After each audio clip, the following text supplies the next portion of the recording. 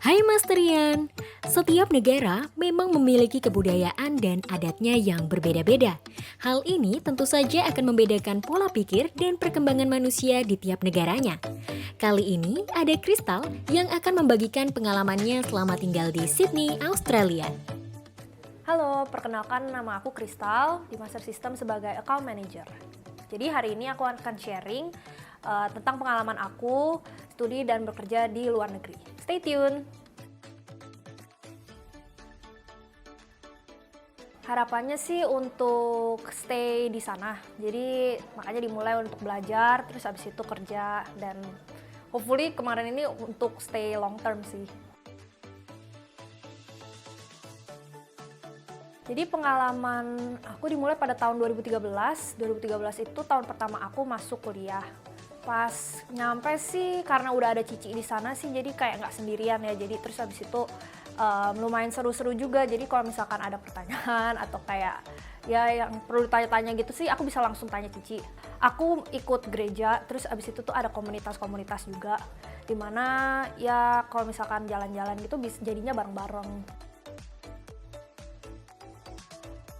Culture shock yang ekstrim sih nggak pernah.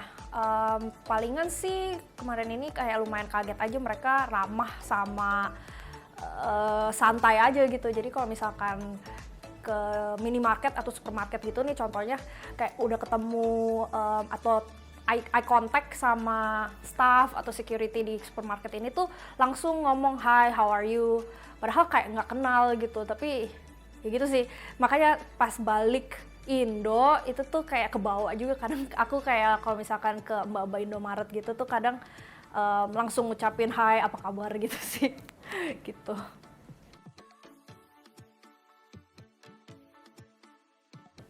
Pengalaman seru sih ada, dapat opportunity buat ketemu orang dari berbagai macam negeri nih. Jadi kayak bisa ketemu orang lokal Aussinya, terus abis itu dari negara-negara lainnya seperti China, Korea, terus ada di Vietnam juga.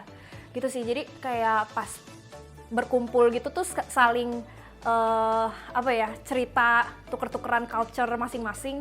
Itu sih unik kayak gitu. Pas ngumpul-ngumpul itu tuh makan makanan dari culture masing-masing. Jadi kayak nyobain kuisin-kuisin dari negara-negara itu. Gitu sih.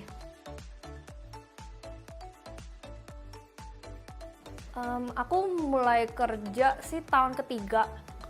Jadi tahun ketiga itu tuh tahun terakhir aku studi. Alasan aku kenapa mulai cari kerja pas tahun ketiga itu tuh karena emang pada dasarnya pengen coba cari pengalaman sebelum lulus. Jadi kalau misalkan sebelum lulus, at least di resume itu ada pengalaman gitu loh. Jadi nggak kosong-kosong amat lah ya, biar meningkatkan probability atau chances buat dapat interview atau diterima lah di kerjaan gitu. Jadi pas di tahun ketiga itu kan aku kerja di klinik gigi. Itu jadinya part time, terus setelah lulus aku sempet full time bentar, terus kan aku continue study lagi, jadi itu mulai part time lagi gitu sih.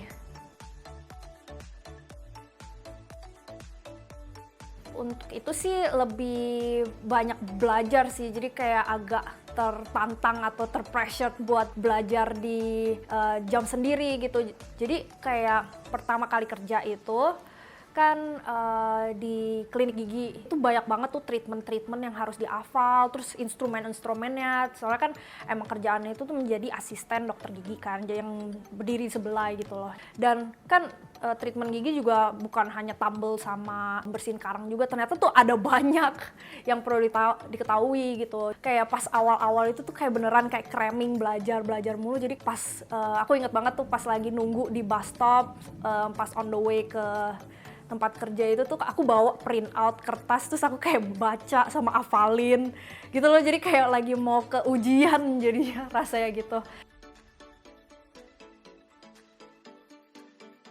Jadi adaptasi sih lebih kayak tekun belajar lah ya, sama ada inisiatif untuk mengenal sama menambah ilmu. Banyak aja nanya-nanya gitu ke tim, ke atasan gitu sih. Jadi itu ngebantu banget untuk adapt well.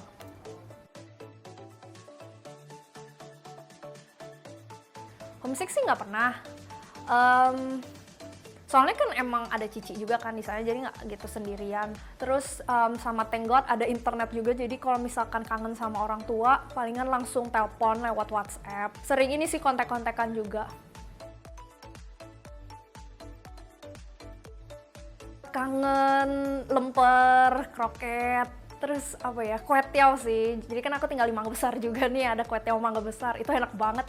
Kalau misalkan di Sydney tuh ada kayak Indonesian restoran, ada Chinese restoran gitu, ada kue tiawnya juga, tapi rasanya tuh kayak nggak se kue tiaw Mangga Besar gitu sih.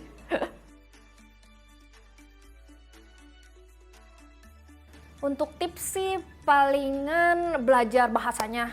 Apalagi kan kalau misalkan kamu udah tahu nih mau target mau ke negeri yang mana.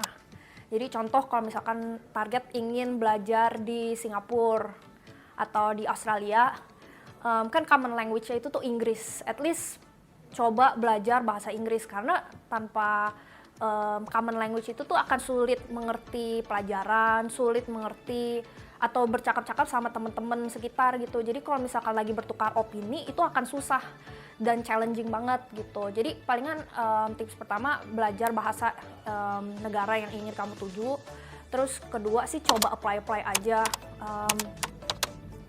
Ada banyak sih program-program beasiswa juga, itu bisa di search di Google, ada AAS, terus abis itu bisa coba subscribe, namanya Scholars for Development, itu kayak scholarship program juga. Jadi kalau misalkan kamu subscribe itu ada email-email yang menawarkan beasiswa di negara-negara tertentu gitu sih. Nah, itu tadi pengalaman seru Kristal hidup dan bekerja di Sydney, Australia. Ikuti terus Master Stories lainnya di channel YouTube Master System Infotama. See you!